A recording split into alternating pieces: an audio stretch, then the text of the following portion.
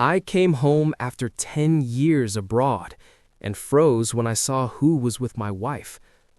Marcus Chen was 34 years old when he finally stepped off the plane at O'Hare International Airport. A decade, 10 entire years working oil rigs in the North Sea, offshore platforms in Norway where the wind cut through you like knives and the sun disappeared for months at a time. But the money? God, the money had been unbelievable. Triple salary for working in conditions most people couldn't even imagine. The rideshare pulled up to the split-level ranch on Hawthorne Street in Oak Park, the house he'd purchased 8 years ago with his first big bonus check. Marcus felt his throat constrict. He'd wanted this to be a surprise. No warning call, no text message.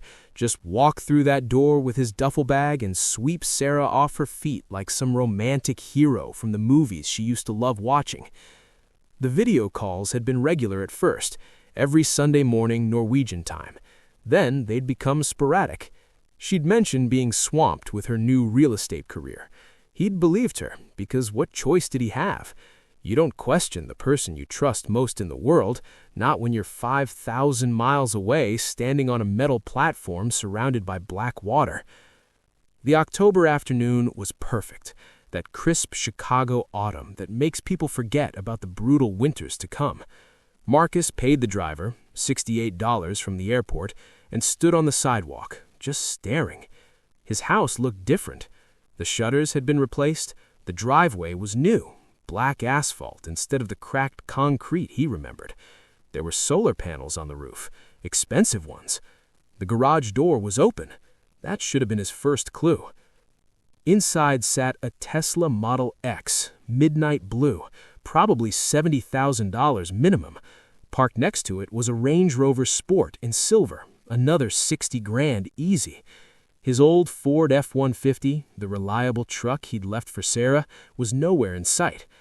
Marcus walked up the driveway, his boots making no sound on the new asphalt. The front door was unlocked. He pushed it open slowly. The interior made him stop breathing. Everything was gone. The modest furniture they'd picked out together at IKEA, assembled on a Sunday afternoon while drinking cheap beer and laughing at the incomprehensible instructions, the coffee table from her grandmother's estate sale, the bookshelf where Sarah kept her romance novels and his technical manuals, all of it erased. In its place stood furniture that belonged in an architect's magazine, a sectional sofa in cream Italian leather, a glass coffee table that probably cost more than his monthly salary, modern art on the walls, actual pieces with gallery tags still attached. The walls had been painted from warm beige to cool gray, the carpet ripped up and replaced with wide plank hardwood that looked hand-scraped and custom-stained. The light fixtures were different. Gone were the basic dome lights from Home Depot. In their place hung statement pieces, geometric brass fixtures that cast dramatic shadows, the kind of lighting that required an electrician and an interior designer. Someone had spent a fortune, multiple fortunes. Then he heard it, laughter from upstairs, Sarah's laugh, that musical giggle that used to make his chest feel tight in the best way, and a man's voice, deep, confident, intimate, saying something that made her laugh again, softer this time, more private. Marcus's feet carried him up the stairs. Each step felt like moving through concrete.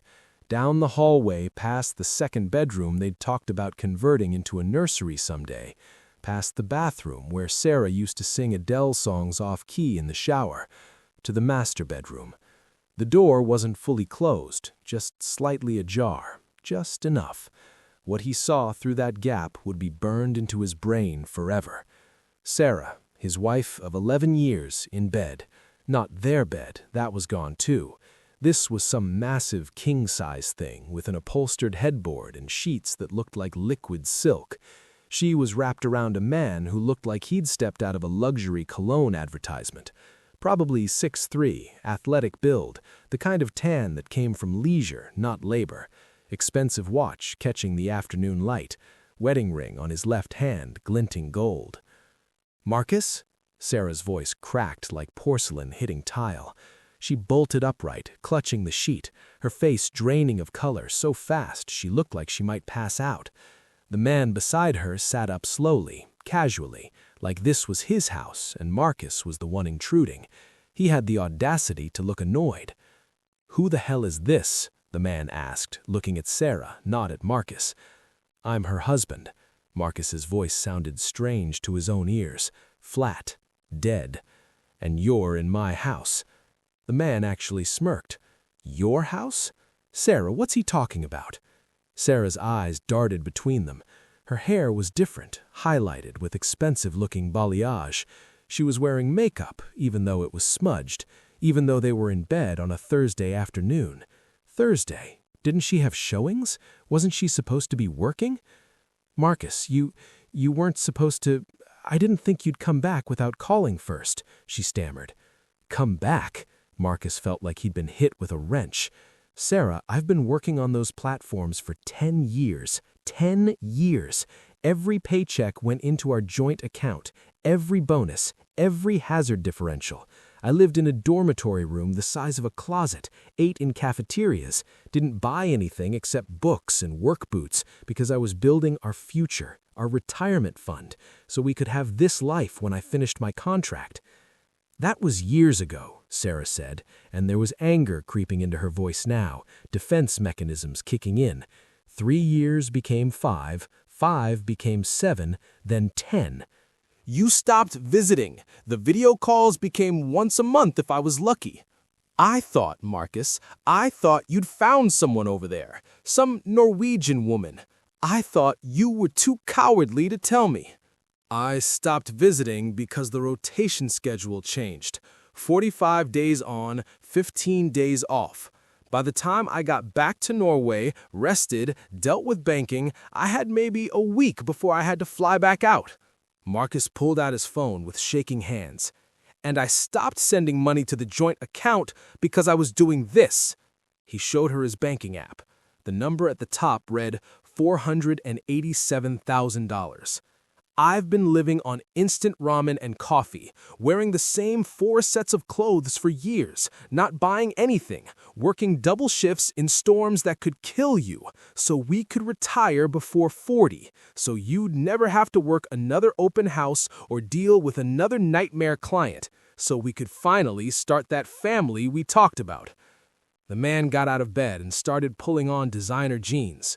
Dark denim that probably cost more than Marcus's entire wardrobe. Hermes belt, Tag Heuer watch that had to be 30 grand minimum. "Look, man, I don't know what kind of arrangement you two had." "Arrangement?" Marcus turned to face him fully.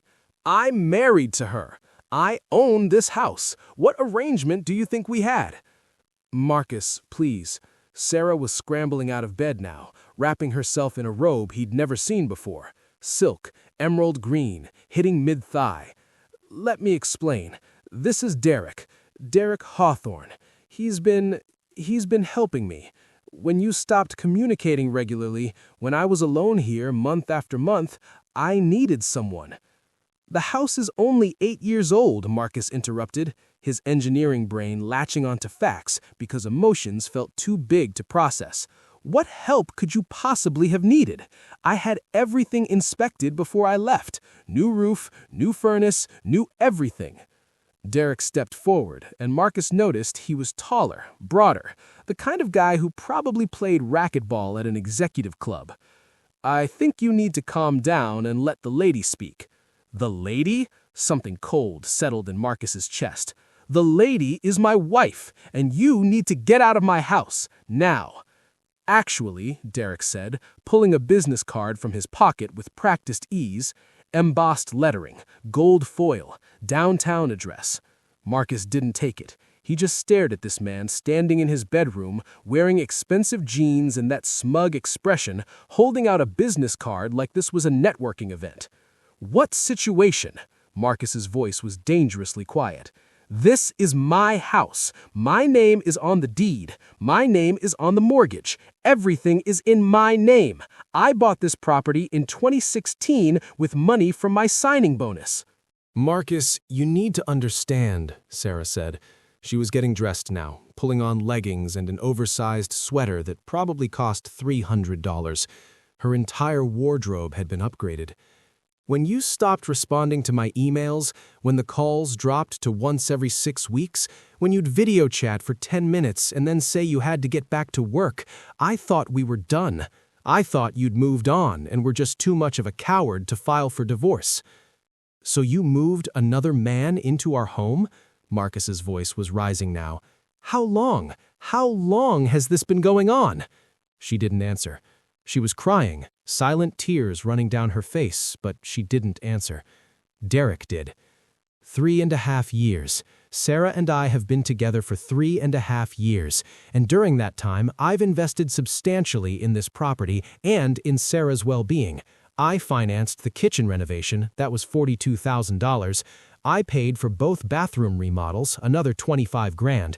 I did the flooring, the exterior paint, the solar installation, the driveway. I bought her the Tesla. I've supported her emotionally and financially while you were off playing roughneck in Scandinavia. Marcus moved to the window. The Tesla, the Range Rover, his truck was gone. Where's my F-150? I sold that piece of junk 3 years ago, Sarah said quietly. It had 200,000 miles, the transmission was slipping. Derek bought me the Tesla.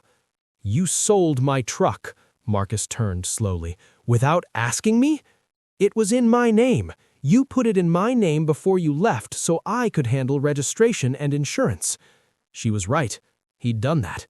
Signed the title over at the DMV, thinking he was making her life easier. That truck was paid off. It was reliable. It had years left. It was embarrassing, Sarah shot back.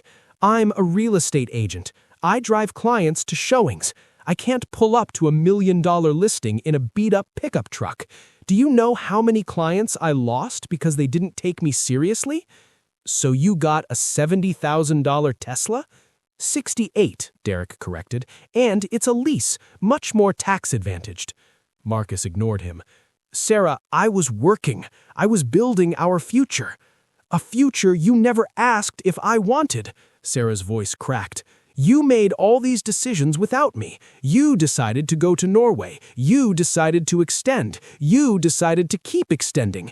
You just told me what you were doing and expected me to wait, to put my life on hold, to be okay with being alone for a decade. There was truth in that. It hit Marcus like a physical blow. He had made those decisions. The original contract was 3 years. Then his company offered a promotion if he stayed 2 more. Then there was a critical project. Then another promotion. And yes, he'd told Sarah, but had he asked her? Had he given her a real choice? Sarah, Derek said, putting a hand on her shoulder, you don't have to justify yourself to him. Don't touch her, Marcus said. Derek's hand stayed exactly where it was. Or what? Before Marcus could respond, Sarah stepped between them. Stop, both of you, just stop. She took a deep breath. Marcus, I filed for divorce 19 months ago, March of last year. I sent the papers to your work address in Norway, certified mail with signature confirmation. I got confirmation they were delivered. You never responded, never contested it, never called. The divorce was finalized 13 months ago, last August. We're not married anymore. We haven't been married for over a year. The room tilted. Marcus pulled out his phone, fingers fumbling. He opened his email app, his work email account, scrolled through spam. There, buried among equipment requisition forms and safety bulletins, an email from Hawthorne Legal Services. Subject line, Final Divorce Decree, Chen v. Chen, case number DV20234729.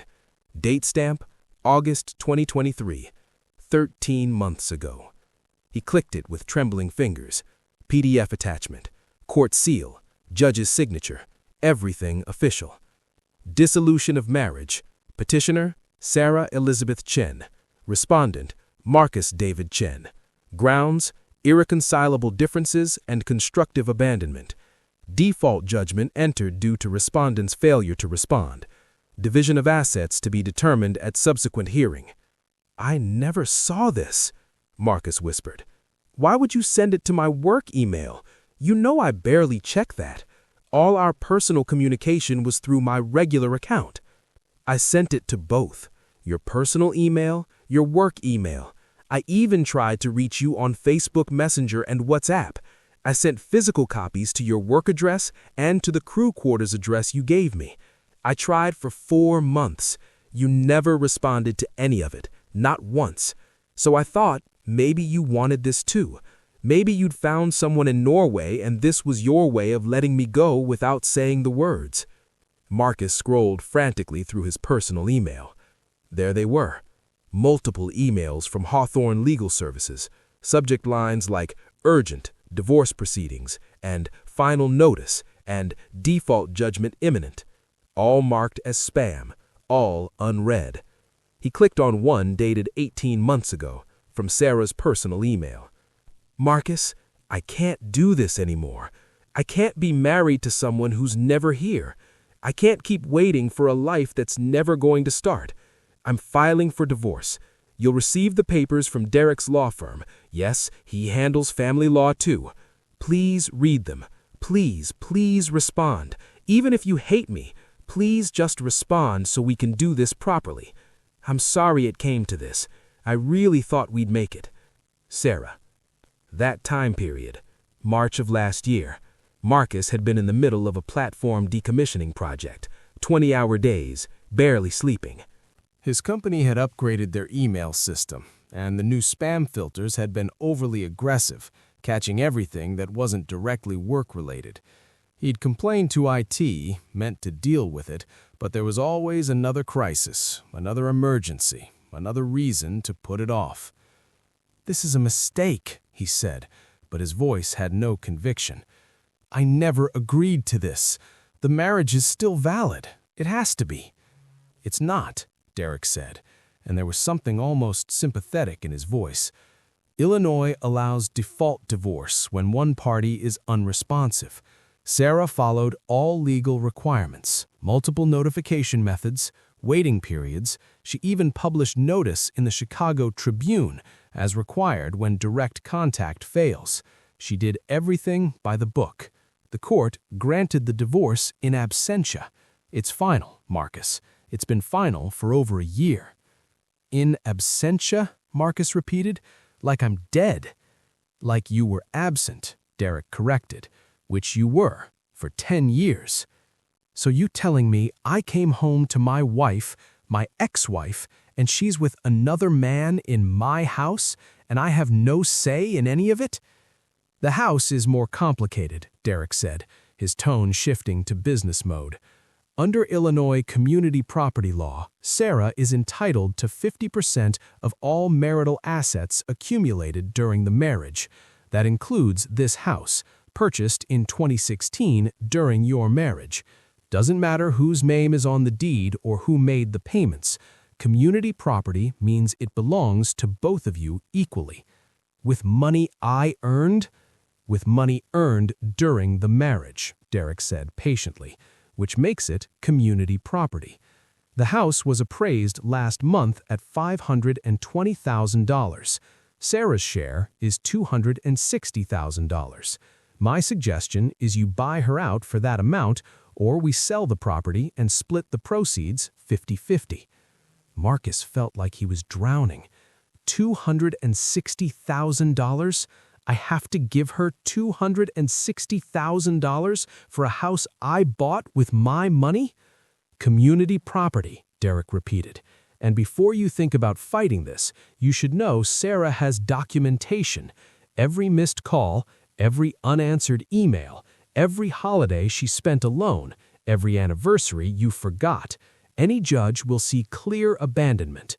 You'll lose, Marcus. You'll spend 50 grand on legal fees and still lose." "He's right," Sarah said softly.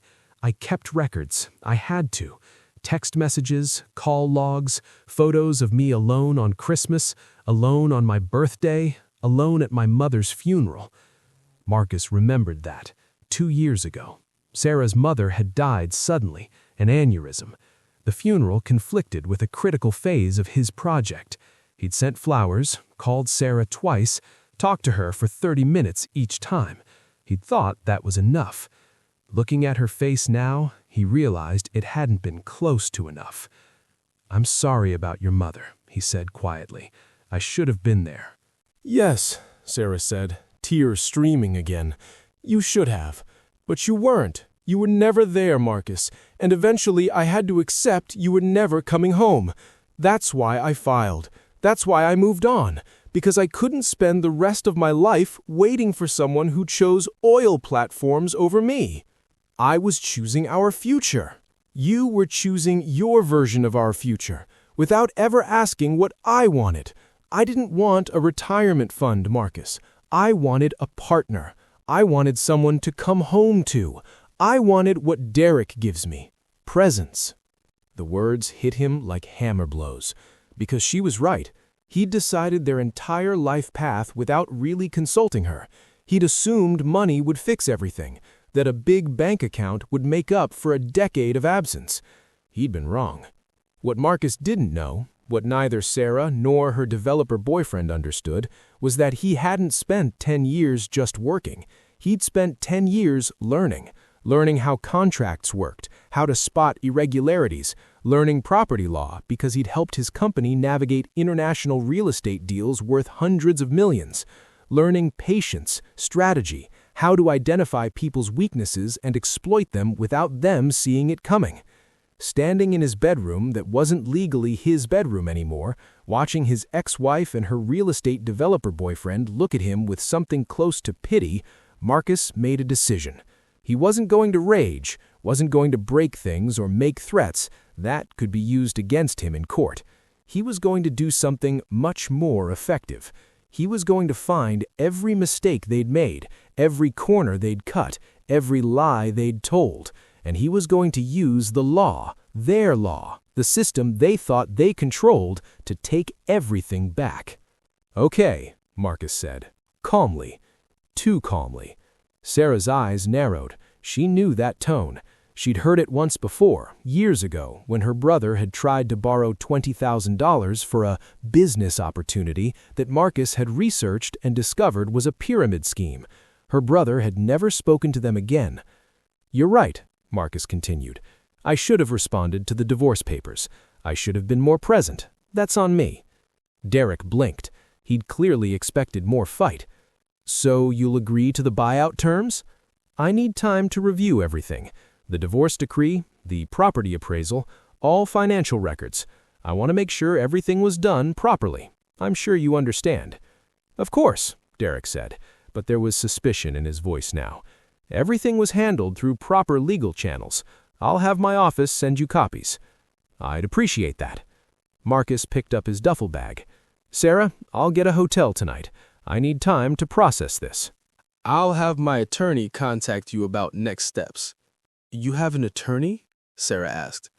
"I will by tomorrow," Marcus said. "This is a legal matter. It requires legal representation." He headed for the door, then paused. "One question. The mortgage. I've been paying it automatically from my Norwegian account this whole time, $1,900 a month. Where's that money going?" Sarah and Derek exchanged a look, quick, guilty. "The mortgage was paid off 2.5 years ago," Sarah said slowly. "May of 2022. Derek paid the balance as a gift to me." Marcus's mind started calculating.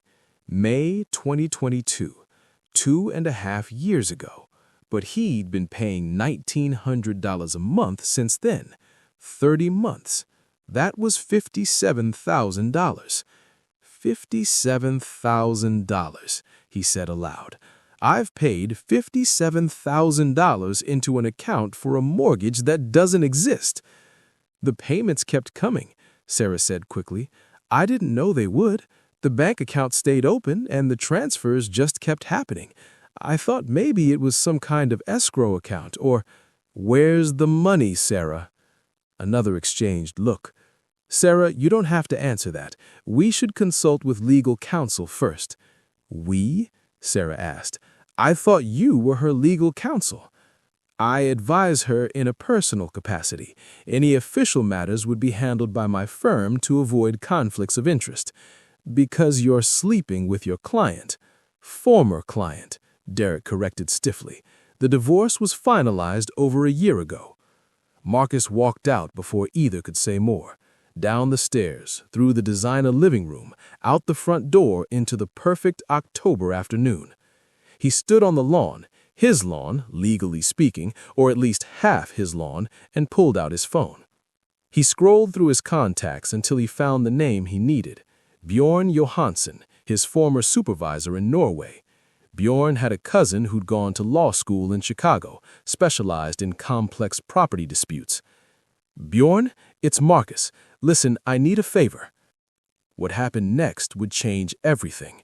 But in that moment, standing outside his house that wasn't quite his house anymore, with the autumn sun setting and the air turning cold, Marcus Chen made a promise to himself. He would get justice, not through violence or intimidation, through the law, through the same system that had taken everything from him without his knowledge. He would use it to take everything right back, and neither Sarah nor her real estate developer boyfriend would see it coming until it was far too late.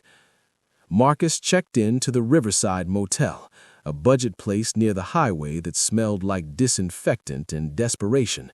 The room was small. Full bed, desk, TV bolted to the wall, but it was clean and it was his.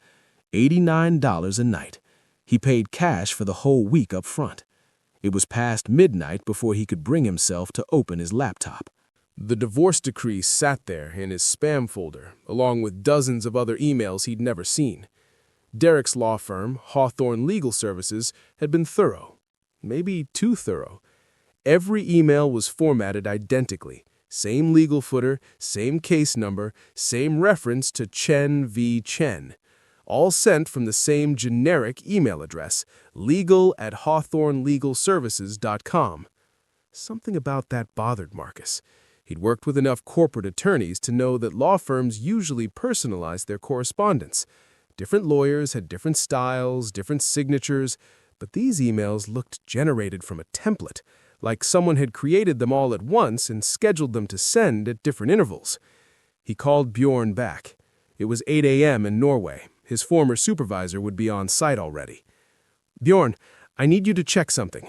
The divorce emails that came through my work account, is there any way to verify when they were actually delivered versus when they claim they were delivered?" "Metadata," Bjorn said immediately, his Norwegian accent thick. "Every email has headers showing real routing information, timestamps, server details, IP addresses. If someone backdated an email, the headers would show the discrepancy." "Why?" "I want to know for sure. Give me until tomorrow. I'll talk to Christoph in IT. He owes me after I covered for him during that safety audit." Bjorn promised to call back.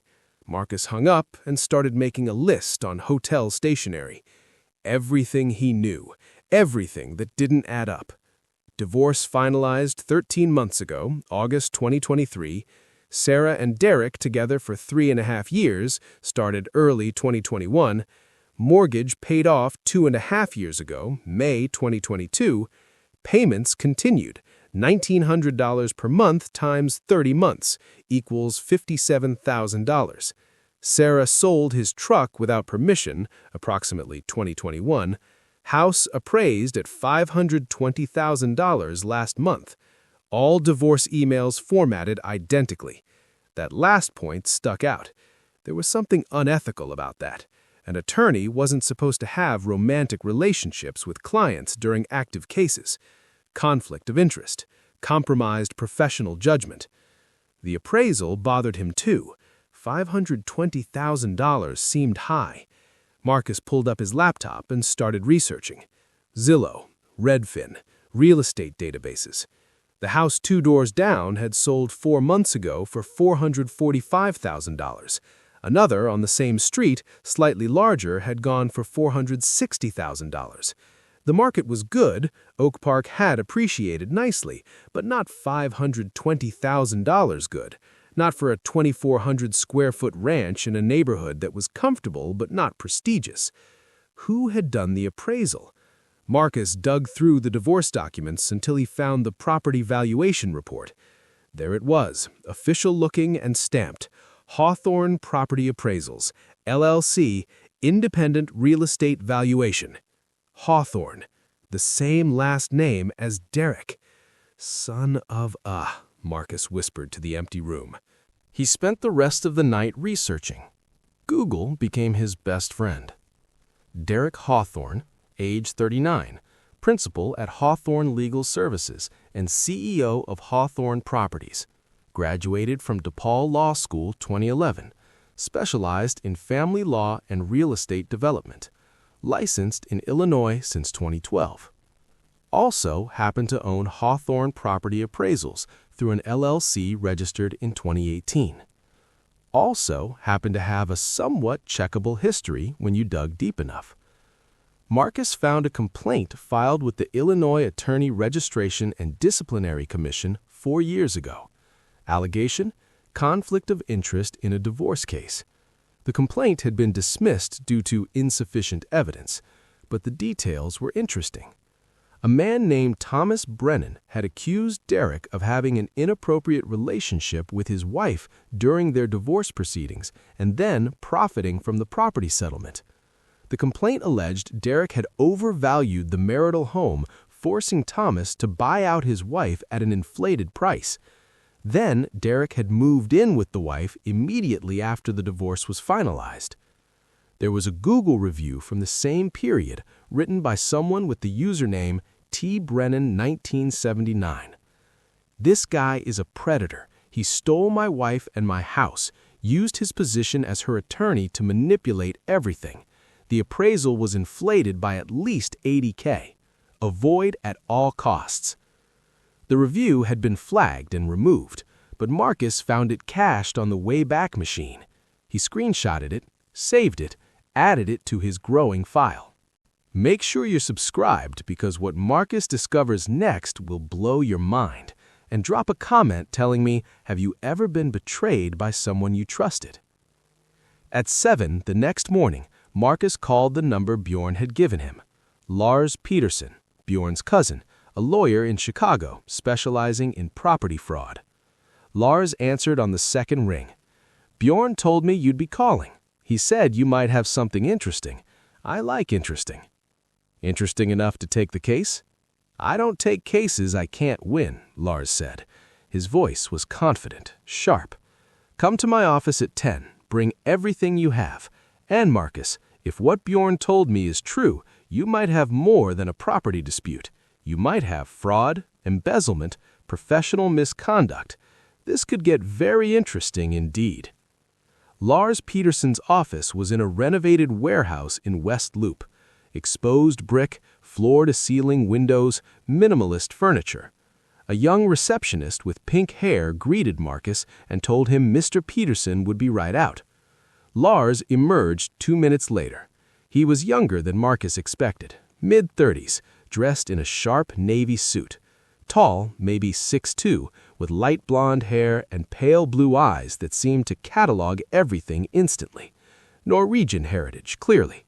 His handshake was firm. Mr. Chen, come back. His office was organized chaos. Law books everywhere, files stacked on the desk, a whiteboard covered in diagrams and notes. 3 computer monitors displayed legal documents and property records. Lars gestured to a chair. Sit. Tell me everything. Don't leave anything out. Marcus talked for 40 minutes straight, from leaving for Norway 10 years ago to coming home and finding Sarah with Derek, the divorce he'd never known about, the property appraisal that seemed inflated, the continued mortgage payments. He showed Lars the emails in his spam folder, the bank statements, the property comparables he'd researched. Lars took notes on a yellow legal pad, occasionally asking sharp questions. When Marcus finished, Lars leaned back and steepled his fingers. Okay, let's break this down. You potentially have several things happening here. He ticked them off on his fingers. First, the divorce itself. Illinois allows default divorce, but procedures must be followed exactly. If they weren't, the divorce could be invalidated. Second, the mortgage payments. If Sarah knew the mortgage was paid off and didn't inform you, that's fraud. That's theft by deception. Third, the property appraisal. If Derek overvalued the property to force a higher buyout and used his own company to do it, that's another fraud. That's self-dealing. Fourth, Derek's relationship with Sarah during proceedings. That's a massive ethical violation. Attorneys can't have romantic relationships with clients during active representation. So what can we do? Lars pulled up something on his computer. Let me make a call first. He dialed from his desk phone, put it on speaker. Jennifer, it's Lars Pedersen. I need you to pull records on a mortgage account. Sure thing, Lars. What's the account number? Lars looked at Marcus, who rattled off the numbers from his bank statement. Jennifer put them on hold. Music played for 3 minutes. Okay, I've got it. Mortgage account for 847 Hawthorne Street, Oak Park, original loan amount $320,000 in 2016. Satisfied in full May 2022 with a lump sum payment of $247,000. That was the remaining balance. Who made the payment? Lars asked. Let me check. It came from Hawthorne Properties LLC. Registered agent is Derek A. Hawthorne. Lars's eyebrows went up. He glanced at Marcus. And after the mortgage was satisfied, what happened to the account? Looks like it was converted to a regular checking account. Name changed to Sarah E. Chen, sole owner. But here's the weird part. The automatic payments setup wasn't canceled. It's still active, pulling funds from an international account, Norges Bank Norway. So someone's been depositing money into Sarah Chen's personal account for 2.5 years? That's what it looks like. The deposits are still happening. Last one was 6 days ago, October 19th, 2024, $1,900. Lars thanked her and hung up. He turned to Marcus with a smile that was equal parts professional and predatory. You're not gonna believe this. Try me. I've had a lot of unbelievable things happen lately. The mortgage was paid off in May 2022 by Derek Hawthorne through his development company, but the account stayed open. It became a regular checking account in Sarah's name only. Your automatic payments kept coming every month for 30 months. That's not an accident, Marcus. That's not a mistake. Sarah knew those payments were coming. She never told you the mortgage was paid off. She never redirected the payments. She never mentioned you were giving her $1,900 a month in free money. That's fraud. That's fraud by omission. That's unjust enrichment. That's theft by deception. And the fact that Derek knew about it, and he had to have known, he's her attorney and boyfriend, that makes him complicit, an accessory. What can we do? Lars's smile widened. We can do a lot, but first I need you to tell me something honestly. Do you want your house back, or do you want revenge? I want what's fair. That's not what I asked. Marcus thought about Sarah's face when he'd walked into that bedroom, the casual dismissal, the way Derek had stood there in his designer jeans looking at Marcus like he was nothing, an inconvenient obstacle to be dealt with and discarded. I want both, Marcus said. Lars nodded like Marcus had just passed a test. Then here's what we're gonna do. The strategy session lasted 3 hours. Lars laid out a plan that was methodical, thorough, and absolutely devastating. First, they would file an emergency motion to freeze all assets related to the divorce settlement. Second, they would submit the bank records showing continued mortgage payments as evidence of fraud. Third, they would request a new independent property appraisal from a certified appraiser with no connection to either party. Fourth, and this was the part that made Marcus's heart race, they would file a formal complaint with the Illinois Attorney Registration and Disciplinary Commission against Derek Hawthorne. You can't have a romantic relationship with your client during active legal proceedings. Clear conflict of interest. You can't represent someone in a divorce and also benefit from the settlement. You can't use your own property valuation company to appraise an asset you stand to benefit from. and you especially can't do all three while knowing your client is fraudulently accepting money from her ex-husband. Derek Hawthorne has violated so many ethical rules I lost count. And here's the beautiful part. Once we file with the IARDC, his license gets suspended pending investigation. He can't practice law, can't represent clients. His entire business model collapses overnight. Will it work? It'll work. I've handled cases like this before. Attorneys who get greedy, who think they're smarter than everyone else. They think they can bend the rules because they know the rules, but there's always a paper trail. Always. And Derek Hawthorne left a trail a mile wide. The next week was a blur. Lars filed the emergency motion with Cook County Circuit Court.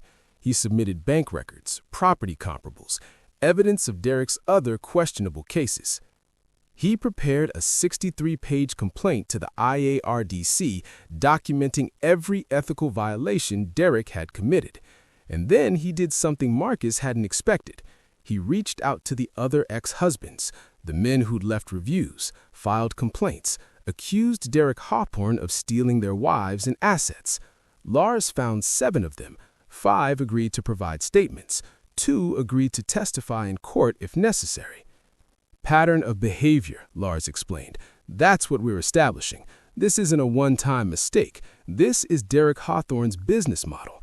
He identifies unhappy wives in divorce proceedings, starts relationships with them while representing them, overvalues marital property to force high buyouts, then moves in with the wives after divorces are finalized.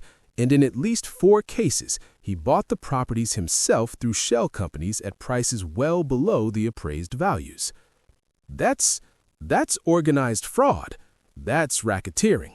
That's enough to get him disbarred, sued, and possibly criminally prosecuted. The preliminary hearing was scheduled for early November, Judge Patricia Morrison presiding. Marcus showed up in his best suit, the one he'd bought for corporate meetings with oil executives, and took a seat behind Lars at the plaintiff's table. The courtroom was traditional, wood paneling, Illinois state flag in the corner, American flag by the judge's bench. Sarah and Derek arrived 15 minutes later.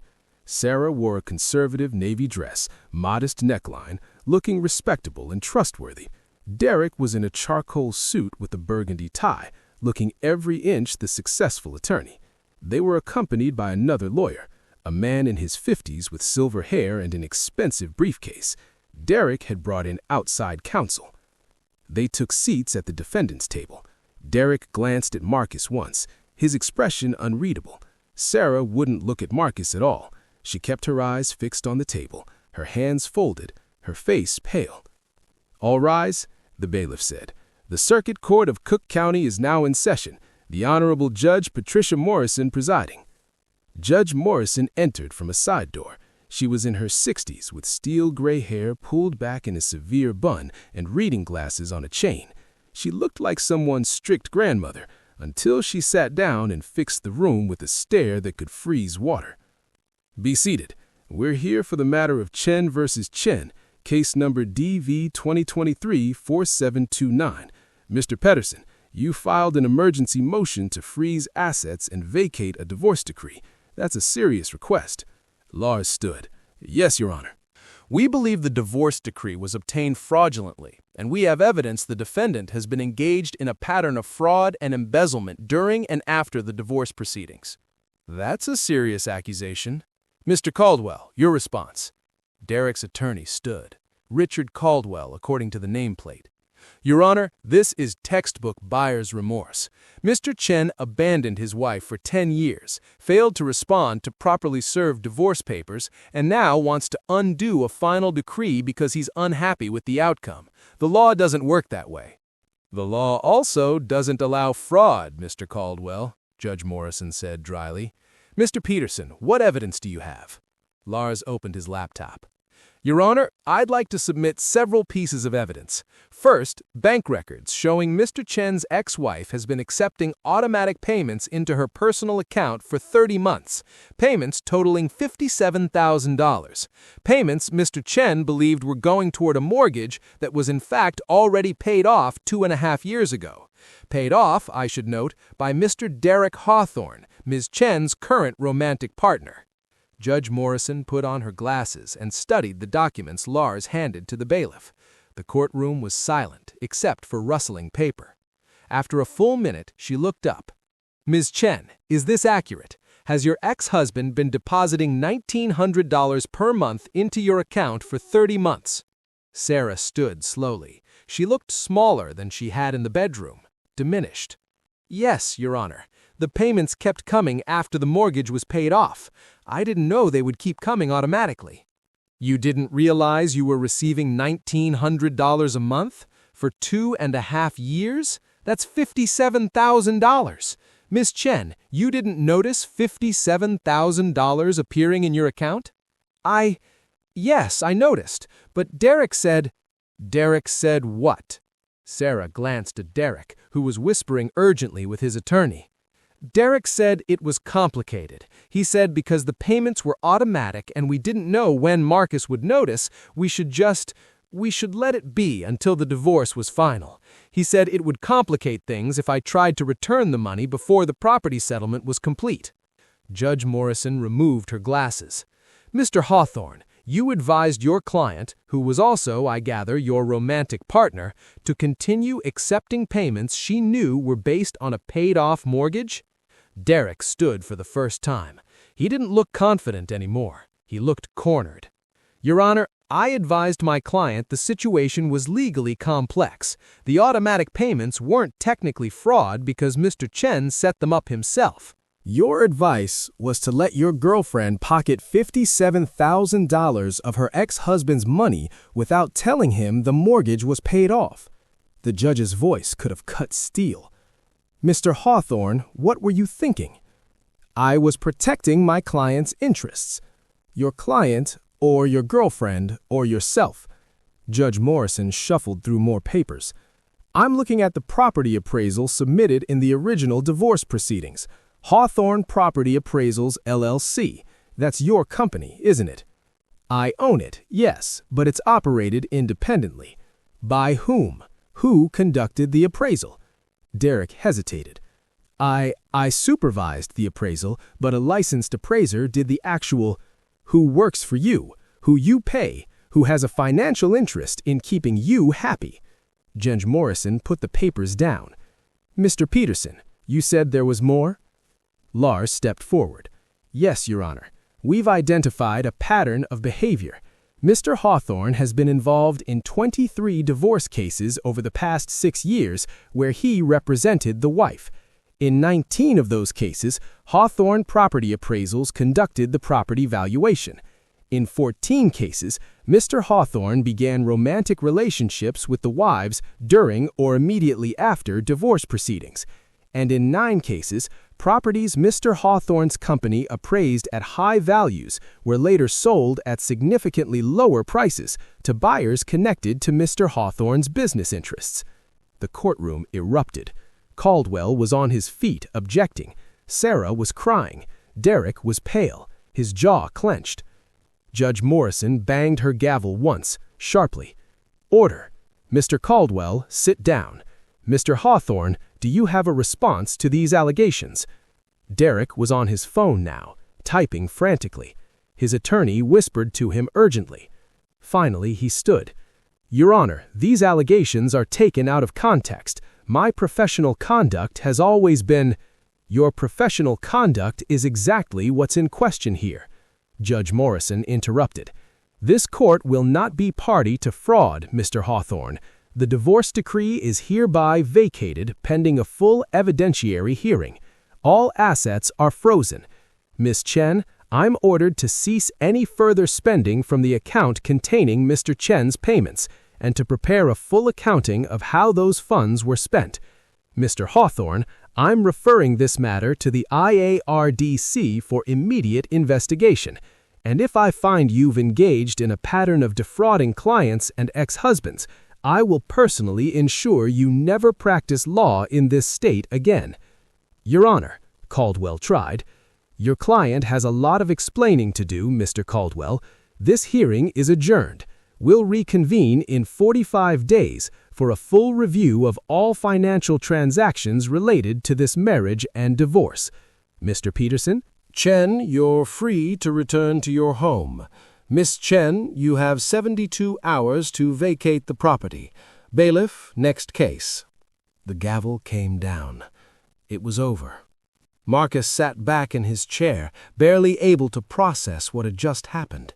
He felt Lars's hand on his shoulder, a brief squeeze of congratulations. Across the aisle, Sarah was sobbing into her hands. Derek was on his phone, calling someone, probably another attorney, his face flushed with anger and fear. But Marcus didn't feel triumphant. He felt empty, hollow. He'd won, but the marriage was still over, the trust still broken, the life he'd imagined still gone. Still, justice had been served, and sometimes that had to be enough. That evening, Marcus sat in his hotel room staring at his phone. 17 missed calls from Sarah, 23 text messages. The texts started apologetic and devolved into desperate. "Please call me, Marcus. I'm so sorry. I didn't know what Derek was doing. He said everything was legal. Please, I need to talk to you. Where am I supposed to go?" Marcus didn't respond. Not yet. He needed time to think. His phone rang again, Bjorn's number. "Marcus, my friend, Christoph pulled the email metadata. Those divorce notification emails, they're backdated. All of them." Marcus sat up straight. "What?" "The metadata shows they were all created on the same day, February 10th of last year, but they were sent out over several weeks with timestamps that made it look like they'd been sent on different dates. That's illegal, Marcus. Very illegal. It means Sarah and her lawyer were planning the divorce strategy before she even filed. They created a paper trail to make it look proper, but they were really stacking the deck. They knew I wouldn't see the emails because of my spam filter." "Exactly, and they deliberately spaced them out to make it look legitimate." Marcus called Lars immediately. Lars was quiet for a long moment. "This changes everything. This isn't just sloppy legal work. This is premeditation. This is conspiracy. Marcus, with this evidence, we can go after Derek criminally. Wire fraud, possibly RICO statutes." "I don't want him in prison," Marcus said, surprising himself. "I just want what's fair." Fair would be him losing his license and paying restitution, but fair might also include some jail time. He's done this to multiple people. If you don't stop him, he'll do it to someone else. Marcus thought about the other ex-husbands Lars had found, men who'd lost their homes, their savings, their families, men who'd been manipulated by someone they trusted. "Do what you think is right," Marcus finally said. "I trust your judgment." Lars filed the expanded complaint the next morning, not just against Derek Hawthorne personally, but against his law firm, his property appraisal company, and the LLCs he'd used to buy undervalued properties.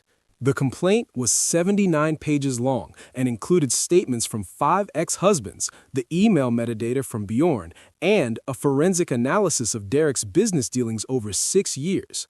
The Illinois Attorney Registration and Disciplinary Commission launched a formal investigation that afternoon. The Cook County State's Attorney opened a criminal investigation 2 days later. 1 week after that, the Chicago Tribune ran a story, "Prominent Oak Park Attorney Under Investigation for Multi-Year Fraud Scheme." The story went viral. Not nationally, but it made rounds on legal blogs and Reddit. People started coming forward with their own stories about Derek. More ex-husbands, a few ex-wives who realized after the fact they'd been manipulated, even current clients who suddenly had questions. Hawthorne Legal Services issued a statement saying Derek had been placed on administrative leave pending investigation. Within a week, his name disappeared from the firm's website. Within 2 weeks, the firm quietly changed its name to Caldwell and Associates. Derek Hawthorne's carefully constructed life was falling apart in real time. 3 weeks after the hearing, Sarah called Marcus. He answered this time. "Marcus, I need to talk to you, please. Can we meet in person? There are things I can't say over the phone." They met at a coffee shop in downtown Oak Park, neutral territory. Sarah arrived first, sitting at a corner table with tea she wasn't drinking. She looked different, thinner, paler, no makeup, wearing jeans and a simple sweater instead of designer clothes. She looked more like the Sarah he'd married 11 years ago, young, uncertain, vulnerable. Marcus sat across from her. He'd bought black coffee. They sat in awkward silence before Sarah spoke. "I was angry at you," she said quietly. "For years, I was so angry. You left and kept saying you'd be home soon, but soon never came. I was alone. All our friends were getting married, having kids, building lives together, and I was the woman whose husband was always somewhere else. People would ask about you and I'd make excuses. He's working, I'd say. He's building our future. But after a while, it just felt like abandonment." "I was working for us," Marcus said. I know you were. But it didn't feel like us, Marcus. It felt like you made a decision for both of us, and I was supposed to just go along with it. When you extended from 3 years to 5 to 7 to 10 years, I felt like I didn't matter. Like my feelings, my life, my dreams, they were all secondary to your career." There was truth in that. Marcus had made those decisions. He'd told Sarah about them, but he'd never really asked her permission. "I should have come home more," Marcus admitted. "I should have made you a priority. And I should have told you how I was feeling instead of letting the resentment build." She wiped her eyes with a napkin. "When I met Derek, I was so lonely. He was attentive. He listened. He was there, physically there, which is something you hadn't been in years. When he started suggesting divorce, at first I resisted, but he was so convincing. He said you'd moved on. He said men who stay overseas that long always find someone else. He said I deserved to be happy, that I'd wasted enough of my life waiting." "Did you love him?" Sarah was quiet for a long moment. "I thought I did, but now I think I loved the attention. I loved having someone there. I loved not being alone anymore. Derek himself? I don't know. When he got arrested yesterday, he got arrested? Wire fraud charges. Bail set at $750,000. His firm won't post it. His family won't help. He's in county jail." Sarah's voice was hollow. "And suddenly I realized everything he told me, all his promises, they were lies. He was using me, using the divorce to profit, and I helped him because I was too blinded by my own anger to see it." "I'm sorry," Marcus said, and he meant it. "Don't be sorry. I made my choices." Sarah pulled an envelope from her purse and slid it across the table. "This is a check for $57,000, all the mortgage payments you made after the house was paid off. I borrowed against my teacher's pension to get it. It's all I could access." Marcus looked at the check, made out to him, signed in Sarah's handwriting. "You didn't have to." "Yes, I did. It's your money. I stole it. Even if Derek told me it was okay, I stole from you." She pushed another paper across the table. "This is a quitclaim deed. I'm signing over all my interest in the house to you. No buyout, no settlement. It's yours. It was always yours." Marcus picked up the deed, already notarized, ready to file. "Sarah, the house is worth $520,000. Half of that is $260,000. You're entitled to—" "I'm not entitled to anything," Sarah interrupted. "I forfeited any claim when I let another man move in, when I let him pay off the mortgage and pretended it was mine, when I accepted your money for 2.5 years without telling you. I don't want your money, Marcus. I just want to make this right as I can anyway. What will you do? I still have my real estate license. I'm moving back in with my sister in Naperville until I figure things out. I'm in therapy, real therapy this time, with a psychologist who's not trying to manipulate me. I'm working on figuring out who I am when I'm not angry, when I'm not dependent on someone else to fill the holes in my life. She managed a weak smile. Turns out I'm kind of a mess, but I'm working on it.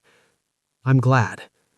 They sat in silence. The coffee shop bustled around them, people typing on laptops, having meetings, living normal lives. I destroyed us, Sarah said finally. I destroyed what we had because I was angry and lonely and selfish, and I'm so sorry. You deserved better than what I did to you. I deserved better communication, Marcus corrected gently. And you deserved a husband who was actually present. We both made mistakes. Your mistake was working too much. Mine was having an affair and trying to steal your house. They both laughed, a brief moment of dark humor in the wreckage of their marriage. Then Sarah stood. I should go. I have a long drive to Naperville.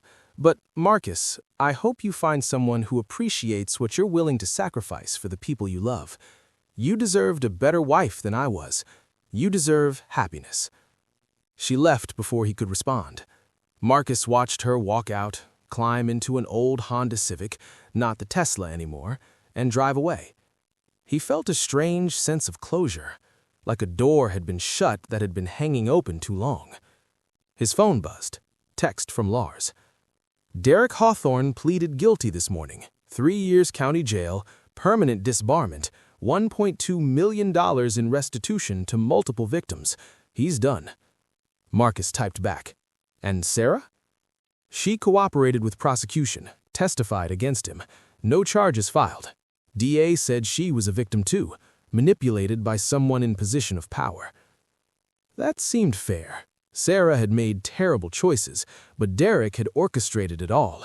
He'd used his legal expertise, his charm, his position of authority to manipulate a lonely, angry woman into helping him commit fraud. Sarah was guilty, but Derek was the mastermind. Over the next few weeks, Marcus settled back into his house. The first thing he did was hire movers to remove all the furniture Derek had bought. The leather sectional, the expensive art, the designer lamps, all of it went to consignment. Marcus replaced everything with simple, comfortable furniture he actually liked. Nothing designer, nothing expensive, just functional pieces that felt like home. He sold the Tesla and bought himself a new Toyota 4Runner, reliable, practical, paid in cash. He took Lars's advice and started a property inspection business, Chen Home Inspections, LLC. His engineering background made him excellent at spotting problems, foundation issues, electrical concerns, water damage, structural defects. And his story, covered in local news, gave him instant credibility. People trusted him. They knew he was the guy who'd exposed a corrupt lawyer. They knew he couldn't be bought. Within 3 months, he had more business than he could handle alone. He hired 2 assistant inspectors, one a recent engineering graduate, the other a contractor with 25 years of experience. Within 6 months, he'd opened a second office in Naperville. Within a year, Chen Home Inspections was one of the most respected firms in the Chicago suburbs. The work was satisfying, in a way his offshore engineering had never been. He was helping people make informed decisions about the biggest purchases of their lives. He was protecting families from predatory sellers and bad deals. He was making a real, tangible difference. And he was home every night, sleeping in his own bed. Sarah kept her word. Every month, a check arrived, $500, even though he told her it wasn't necessary. He deposited them into a savings account and didn't touch them. He figured he'd give the money back to her eventually, maybe when she'd saved enough to start over properly. They exchanged occasional emails, brief updates. She was doing well. Therapy was helping. She joined a support group for people manipulated by narcissists. She was learning to trust her own judgment again, to recognize red flags, to set boundaries. Marcus didn't respond to most of her emails, but he read them, and sometimes late at night he found himself typing responses he never sent. "I'm glad you're doing better. You deserve happiness. I forgive you." He never sent those messages. Maybe he would someday. Maybe he wouldn't. Forgiveness was complicated, and he wasn't ready yet. One afternoon in August, exactly 2 years after the divorce had been finalized, exactly 3 years since Marcus had walked into his house and found his life in ruins, Lars called him. "You remember the restitution Derek Hawthorne owes, the $1.2 million to multiple victims?" "Yeah." "Well, he can't pay it. He lost everything. His law license, his properties, his savings. He's working as a document processor at some copy center, making $16 an hour. The victims are getting pennies on the dollar." "That's unfortunate." "It is, but here's the thing. You're one of the primary victims entitled to restitution, and because you cooperated with the prosecution, because you provided evidence, because you testified, you're first in line. The court just awarded you $193,000 from the liquidation of Derek's assets." Marcus was quiet for a moment. "From what?" "He had to sell everything. The Range Rover, his watch collection, some investment properties through his LLCs. After the other victims got their shares, there was $193 left. It's yours." Marcus thought about it. Thought about Derek Hawthorne, disgraced and working for minimum wage. Thought about the empire he'd built by defrauding vulnerable people and how it had all come crashing down. There was justice in that, poetic justice.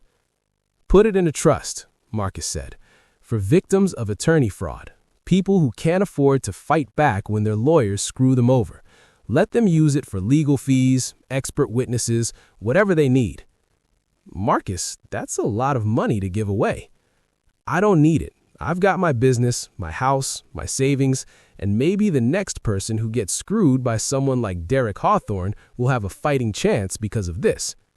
"You're a good man, Marcus Chen." "I'm trying to be."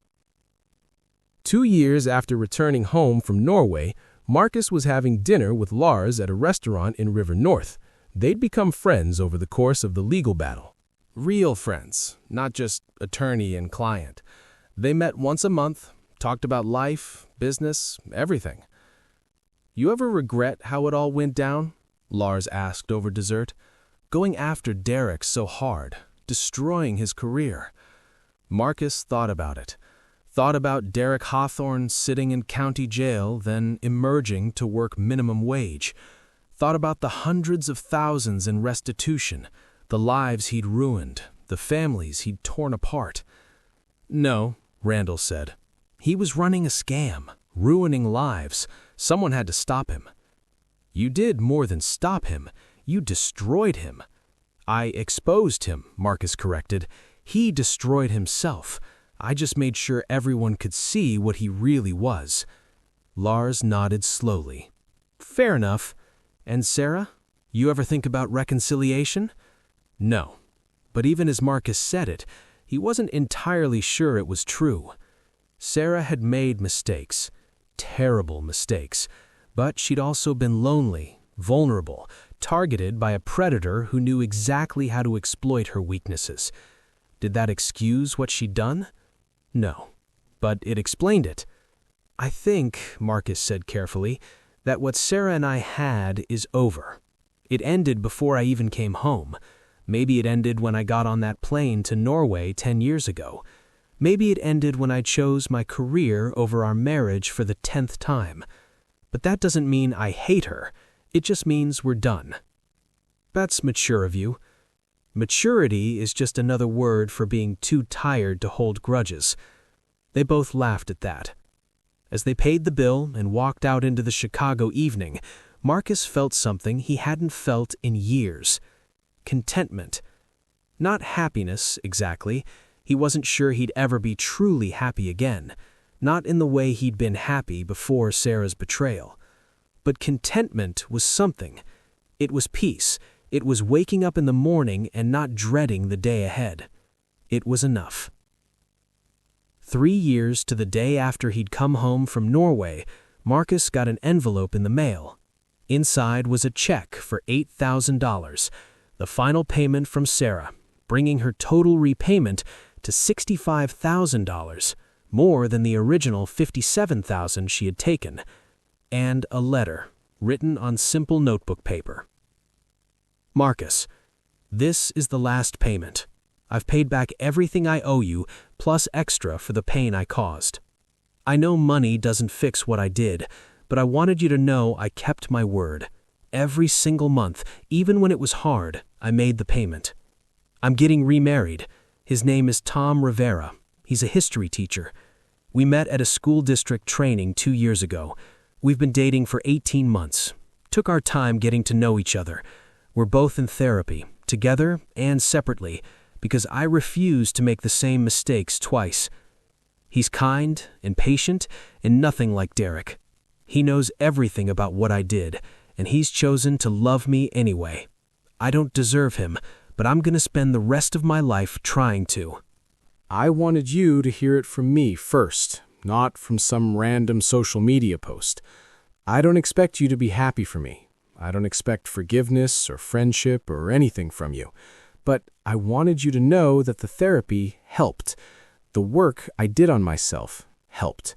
And in some strange way, what you did, exposing Derek, holding me accountable, refusing to let me get away with fraud, that helped too.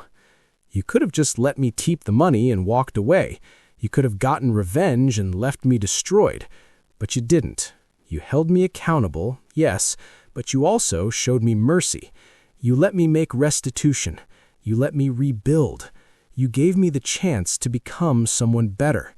I'll never be able to thank you enough for that. I hope you're happy, Marcus.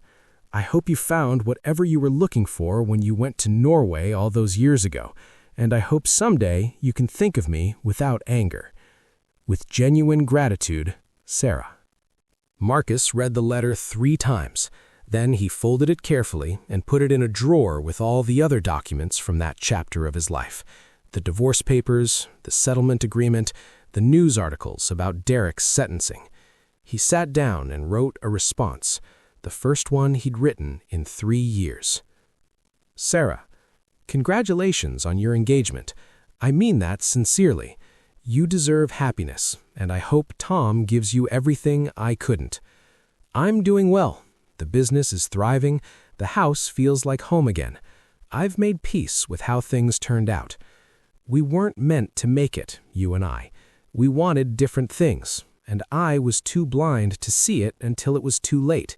That's on both of us. I forgive you. I should have said that sooner, but I wasn't ready. Now I am. You made mistakes, but so did I. Mine were just less dramatic. You taught me that presence matters more than provision, that love requires more than good intentions and wire transfers. I needed to learn that lesson, even though it hurt. I hope your marriage to Tom is everything ours should have been. Be happy, Marcus. He sent the email before he could second-guess himself. Sarah responded 10 minutes later with the single word, "Thank you." That night, Marcus went out to dinner. Not alone this time. He'd been seeing someone, Keisha, a pediatric ICU nurse he'd met at a coffee shop 2 years ago. They'd taken it slow, very slow. Coffee dates for the first 3 months, then dinners, then eventually weekend trips and meeting each other's friends and families. She knew his whole story. He'd told her everything on their 7th date. Figured she deserved to know what kind of baggage she was signing up for. She listened without judgment and then said, "We've all got baggage. The question is whether you've learned from it." He thought he had. He made time for her. He was present, engaged, attentive. He didn't make promises he couldn't keep. He didn't let work consume him. He showed up. And tonight, sitting across from her at a nice restaurant, holding her hand across the table, Marcus realized something. He was happy. Not content, not at peace, actually genuinely happy. "What are you smiling about?" Keisha asked. "Just thinking about how things turned out." "Good thoughts?" "Yeah, good thoughts." Sometimes the best revenge isn't revenge at all. It's letting people face the consequences of their own actions while you move forward with your life. Sometimes justice means holding people accountable without destroying them. Sometimes forgiveness means letting go of anger, even when the hurt remains. Marcus Chen had learned all of that the hard way. He'd learned that you can't spend 10 years building a future with someone who isn't there, that presence matters more than provision, that love requires more than money and good intentions. It requires time, attention, showing up for the hard moments. He'd also learned that betrayal doesn't have to break you, that you can survive the worst day of your life and come out stronger, that happiness is possible even after everything falls apart. Would he do things differently if he could go back? Yes. He would have come home more often. He would have checked his email more carefully. He would have realized that a marriage can't survive on video calls and wire transfers. He would have chosen Sarah over his career, at least sometimes. But he couldn't go back. None of us can. We can only move forward with the wisdom we've gained from our mistakes. Marcus Chen had lost his wife, lost 2 years to legal battles, lost the future he'd imagined for himself. But he'd gained something too. Self-respect, a successful business, real love with someone who valued him, and the knowledge that he could survive betrayal and come out whole on the other side. That was worth more than any house, more than any marriage built on absence and resentment, more than any amount of money sitting in a Norwegian bank account. It was worth everything. 6 months later, Marcus proposed to Keisha. She said yes. They got married in a small ceremony with close friends and family. Sarah sent a card with a heartfelt message. Marcus appreciated it. He and Keisha bought a new house together, not the one on Hawthorne Street. That place had too many ghosts. They sold it and used the money to buy a beautiful Craftsman in Evanston, a place with no history, a place where they could build their own memories. On their first night in the new house, Keisha asked him, "Do you ever regret any of it? Going to Norway, the whole thing with Sarah, all those years?" Marcus thought about it, really thought about it. "No," he said finally, "because it brought me here, to you, to this moment. And I wouldn't trade this for anything." She kissed him. Good answer. And as they stood in their empty living room, boxes stacked around them, the future stretching out ahead of them full of possibility, Marcus Chen felt something he hadn't felt in a very long time. Hope. Real, genuine hope that the best was yet to come. 3 years later, Marcus received a letter. No return address. Handwritten envelope. Inside was a single page written in Derek Hawthorne's handwriting. Marcus, I don't expect you to read this. I don't expect forgiveness. I don't even expect you to believe I'm sincere, but I needed to write it anyway. What I did to you, to Sarah, to all those other men and their families was unforgivable. I told myself I was providing a service, helping unhappy wives escape bad marriages, but I was really just a predator. I saw vulnerability and I exploited it for profit. I lost everything. My career, my reputation, my freedom. I spent 3 years in county jail with plenty of time to think about the lives I destroyed, the families I tore apart, the trust I violated. I'm out now. I work at a legal document service center. I help people file paperwork for small claims cases. It's honest work. It's all I'm qualified to do anymore. I'm in therapy, real therapy, working through whatever made me think I was entitled to hurt people the way I did, working on becoming someone who might, someday, deserve redemption. I'm not writing this to ask for your forgiveness. I don't deserve it. I'm writing because you deserve to know that you were right to expose me. You saved people from becoming my future victims. You stopped me when I wouldn't stop myself. I hope you're happy. I hope you've built the life you sacrificed so much for. And I hope someday I can build a life that's even a fraction as honorable as the one you've lived. I'm sorry for everything. Derek Hawthorne. Marcus read the letter twice. Then he did something unexpected. He wrote back, "Derek, I don't forgive you. Not yet. Maybe not ever. What you did caused real harm to real people. But I appreciate the apology, and I appreciate that you're trying to become better. Keep going to therapy. Keep doing honest work. Keep trying to be the person you should have been all along. We don't get to undo our mistakes. We only get to learn from them and do better going forward. I hope you do. Marcus. He never heard back from Derek. Didn't expect to.